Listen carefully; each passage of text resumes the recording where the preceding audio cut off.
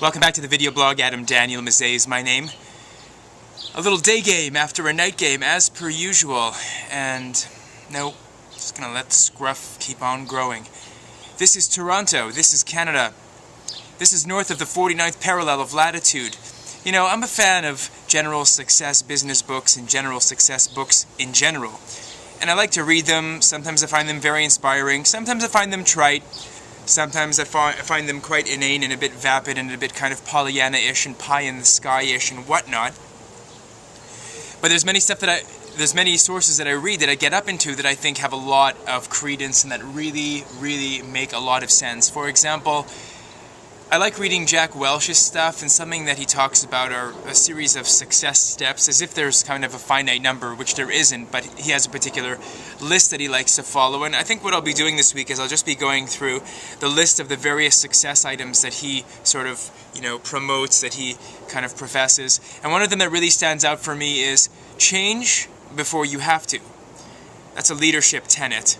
Change before you have to. And that can mean so many different things and apply in so many different areas. But as I was kind of like taking my time getting to this video blog today, I was thinking about various applications of where that statement could actually come into play. So for instance, in banking, don't wait until your account is like totally in depletion red zone. Start salting away in good times. Every time you make some money, literally take half of your cash and throw it away in an ING Direct, for example, savings account. You definitely want to throw away something. You definitely want to deposit it and throw it into an ING Direct savings account that has like a guaranteed rate of income with no fees, and you want it to start growing and accumulating and compounding, and you want to start saving away for contingency funds for a rainy day. You don't want to reach a fumes level and then have to scramble like a clown, like Bozo, to try to make up, your basic income. I know it's something that everybody seems to think they know a lot about, but you should have at least 3 months, even more, I would say go up to half a year's worth of income, where if you didn't actually do a single job, and I'm doing this with my hands, you gotta have some elbow room, as if a half a year went by and you didn't have any income coming in, that you could be able to survive, similar to what I would call a nuclear catastrophe. You have to be able to save for that kind of a rainy day situation. And I know it's difficult for some people, but definitely that's part of the change before you have to change kind of mentality. Another thing, kind of like project where the trends are going to be and already position yourself in that particular place before the trend actually gets there. This could sort of have applications to the entire social media scene and your footprint on social media outposts and how you basically play in social media, be it Facebook or Twitter or LinkedIn or now G+, Google+. You definitely want to put yourself in a position where you realize that most of the business that's going to be taking place in the world is going to have a social media matrix or a social media component.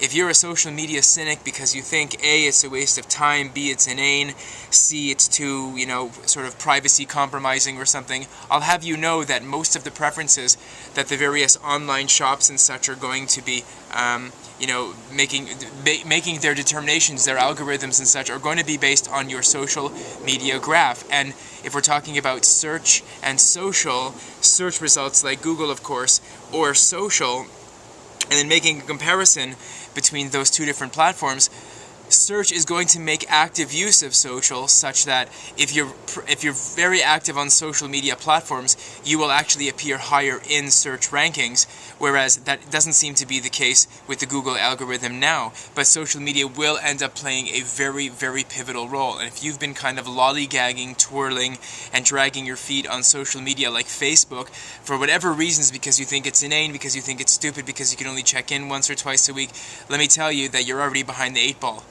Go to the place on the baseball diamonds, on the soccer pitch, on the football gridiron.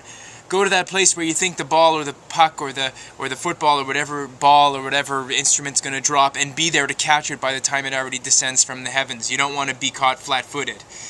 Another thing, if you're approaching an intersection in a car, brake the car before you get to the line. Brake the car before you get to the intersection so you don't jam on your brakes like a maniac and wear down your brake pads. Literally see the change happening before it actually occurs. I mean, it's all kinds of stuff, and you can kind of make a sort of a projection about people's approach to all these various issues based on how they do the micro things in their life, how they approach the smallest little bits in their life. And then you can kind of make an extension to how they're going to treat other things, be it banking or business or friends or whatever. If you see, excuse me, problems coming up or cropping up on the horizon, don't be afraid to preempt them. Don't be afraid to nip it in the bud or stop it before it actually gets out of control. Sometimes a bad decision, a seemingly bad or painful decision early on is going to save you a whole world of hurt later on down the line. See the change coming down the pipe and make that change before you have to. That's a leadership strategy from Jack Welch, and of course, reiterated and regurgitated, remasticated, rebranded, not masturbated, by Daniel Mezei, wishing you and yours and everybody in your world of influence the very best of things. And that's a wrap.